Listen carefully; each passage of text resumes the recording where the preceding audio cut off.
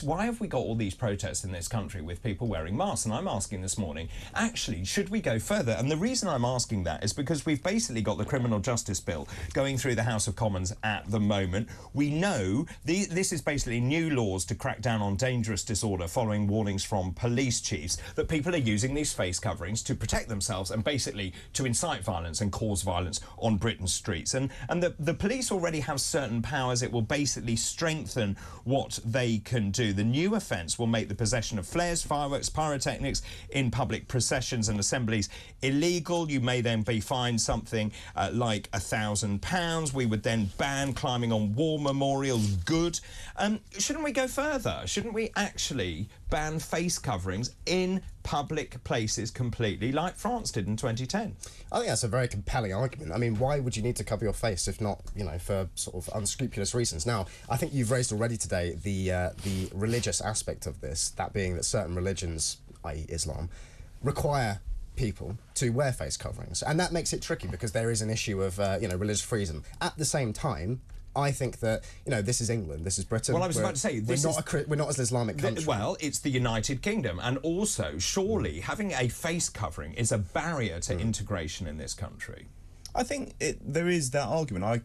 I think I'm very wary of the state intervening in such a manner and compelling people how to dress. I think that's, notwithstanding the important questions raised about integration, I also don't think it's not an Islamic principle. Plenty of other Islamic countries do not mandate face coverings. So do you want to just expand on that? Because I think people are confused about what Islam says about whether you should have your face covered or not. So in most Muslim countries, or Muslim majority countries, like in the Middle East, like in Saudi Arabia, Jordan, Egypt, all these other countries, a face veil, so the full covering, is not mandatory.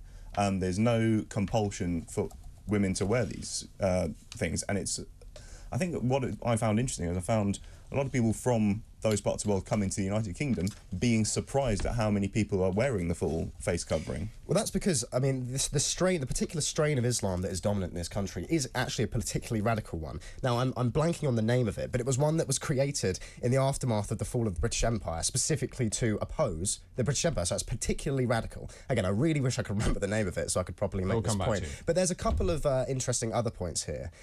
One being that another element of this bill is a fine and possible prison sentence for climbing on war memorials. Indeed. Now, is it native Brits that are climbing on war memorials? No, of course it's not. It was Charlie Gilmore back in 2011, the son of the Pink Floyd guitarist, who did climb and did get a jail sentence. So why are we? But this is 2024. But why, it's not English. But it's still desecration. It is. But why is it taking a new law to prosecute new people when a law presumably existed for this? It's a public order offence. Yeah, and I think why the police are clearly scared to enforce the law in all of these Well, I mean, we've seen that with the police, people inciting hatred and chanting, and you were talking about the river to the sea. That is incitement to hatred. That, and the police's conduct on social media, I just think is appalling. There was footage from one of these demonstrations of someone waving a black Islamic flag, which a lot of people say, well, actually, that's a pretty, like, violent Islamist flag, a sort of statement of intent, and the police have a flag expert who said, oh, actually, we've spoken to our flag expert who says it's not an issue. That's reassuring. It would be more interesting to see what that flag expert's credentials and what his background beliefs were. But I think you make a very valid point, and it's the one I've been making all morning. They'll pass this law, the marches will continue, they will not be arresting 1,000 people. No.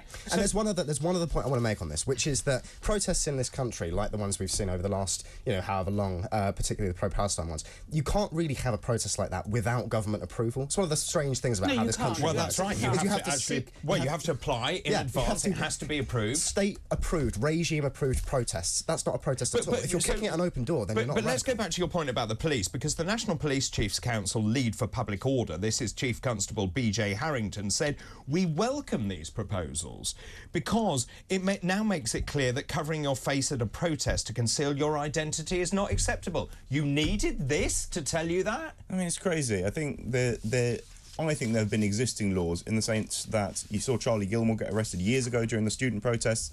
The police, I think, have surrendered the streets to the mobs, whether that's in protest and whether that's in crime.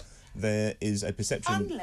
Unless they are considered far-right football hooligan mobs, and then they will But arrest. I want their face like masks this. to be banned as well. But they will arrest those, and Yes, they will arrest them. They will actually make them take their face masks off. There is two types of policing Or on if you our tweet streets. something gender critical, then you're Well, cutting away. let me just... I need to pause and go to the break, but let me just ask you this. Do you think the tide is turning in terms of the public thinking on this? Because I get the sense, and particularly from what people are saying, they've had enough of people hiding their identity, protesting on our streets, causing damage, criminal damage, and getting away with it because the police are ineffectual. I think it's the getting away with it. People are very, very frustrated of whether that's of all political backgrounds, of seeing people just firing flares, people scared of going into central London for fear of encountering these protests. It's not a pleasant way to go about your day, and if you have to worry of rocking up to central London and hear a bunch of anti-Semitic chants. Indeed, Charlie.